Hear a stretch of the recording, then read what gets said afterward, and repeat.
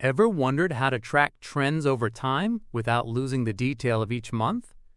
In this video, we'll use SQL window functions, partition by, order by, and rows between to calculate a 3-month rolling sales total for each country and reveal the real story behind the numbers. Imagine you're in charge of tracking how many cars each country sells every month, and you want to see trends over time instead of just isolated snapshots. For instance, you'd like to know not only how many cars were sold in March, but also how the totals in January, February, and March combine to show a 3-month picture. That's where window functions come in handy. They let us peek at preceding rows without collapsing everything into a single summary. We'll use a simple car sales table, apply a window definition with partition by, order by, and a frame of preceding rows, and then generate a rolling sum so you can clearly see 3-month trends for each country's car sales. Let's peek at our car sales table. It has 3 columns. Country tells us where the sale happened, month marks the time period, and sales shows how many cars rolled off the lot that month. We can see that the USA started with 120 cars in January and jumped to 170 by April, while Canada moved from 80 up to 110. By looking at rows like these, you can get a feel for how sales rise and fall month to month, and with a window function, we'll smooth those ups and downs into rolling totals. First, the select clause instructs the database to return specific columns from each row. We start by asking for country, month, and sales, which gives us context about where and when cars were sold and how many. Then, by including SUM sales over. As rolling sales last 3 months, we tell SQL to calculate a new value called rolling sales last 3 months, which adds up the sales in a moving window while keeping every individual row intact.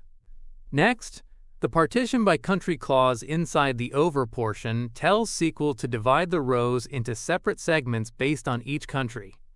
It's like handing out separate notepads to each country, so when you calculate sums or averages, the calculations for the USA don't mix with those for Canada or other countries.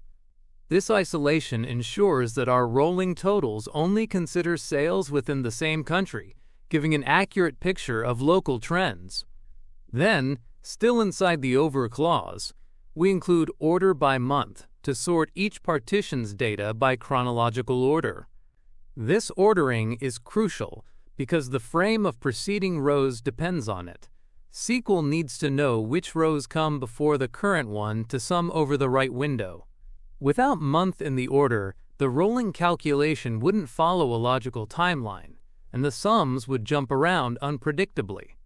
Following that, the rows between 2 preceding and current row part defines the exact window of rows to include in our calculation. It says look at the current row and the 2 rows that came immediately before it. That gives us a 3-month rolling span.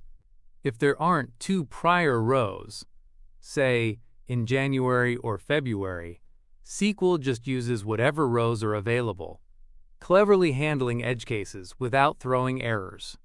After defining our computed column, the From Car Sales line specifies that we're pulling our data from the car sales table. This is where SQL knows to look for the country, month, and sales columns we mentioned. Think of it like choosing which data warehouse shelf to pull information from before you apply all those functions and window rules. Finally, the order by country month statement at the end arranges our output so that each country's months appear in chronological order. It doesn't affect calculations but makes the result much easier to read. By sorting first on country and then month, you can scan down the list and see each market's rolling totals neatly organized month by month.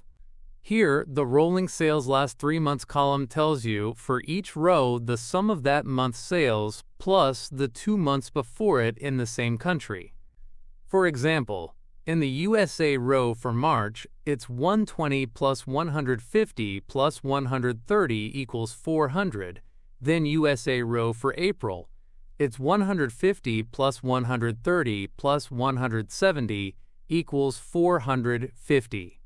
This rolling view smooths out single-month spikes and dips, helping you spot genuine trends rather than one-off anomalies.